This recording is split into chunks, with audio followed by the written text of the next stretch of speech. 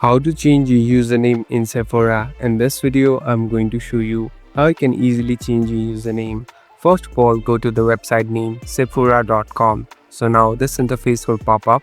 Here on the bottom, you can see your profile icon. Simply tap on the profile icon.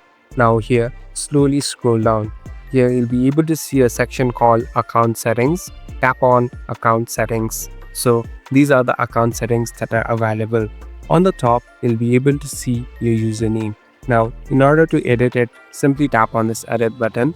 Now, you can edit it whatever you like. So you can keep here another name or change the name that you want to.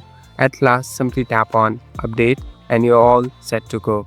Thank you for watching this video. I hope this video will help you.